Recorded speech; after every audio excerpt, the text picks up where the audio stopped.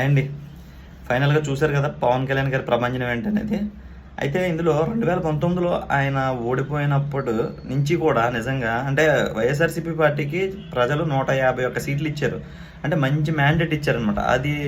అదేదో వాళ్ళు ప్రజలు ఇచ్చినట్టుగా కాకుండా వాళ్ళేదో కష్టపడి కొనుక్కు తెచ్చుకున్నట్టుగా ప్రజలతో సంబంధం లేకుండా ఏదో వాళ్ళ గొప్పోళ్ళు కాబట్టి వచ్చేసినట్టుగా ఫీల్ అయిపోయి ఇంకా పవన్ కళ్యాణ్ గారు అయితే 2 చోట్ల ఓడిపోయారు కాబట్టి వార్డు మెంబర్ కింద గెలవలేదు, ప్రెసిడెంట్ కింద గెలవలేదు, ఇష్టం వచ్చినట్టు మాట్లాడి ఫ్యామిలీని, ఆయన పర్సనల్ లైఫ్ని, పిల్లల్ని ఇంకా ఒకటి కాదండి, ఇంకా ఏం మాట్లాడాలో అన్నీ మాట్లాడారనమాట. ఓకే, అవన్నీ అంటే అందరూ అని అనలేం, వైసీపీలో కొంతమంది అనమాట. అయితే ఈరోజు పవన్ కళ్యాణ్ గారు చూశారు కదా, ఆయన ఒక్కలే కాకుండా ఆయనతో పాటు ఒక 20 మందిని అసెంబ్లీకి తీసుకెళ్తున్నారు.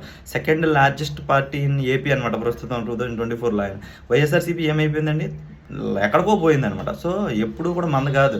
సో పవన్ కళ్యాణ్ గారు ఇందులో నిరూపించింది ఏంటంటే పడ్డవాడు ఎప్పుడు చెడ్డవాడు కాదు అన్నట్టుగా ఆయన నిరూపించారు అనమాట.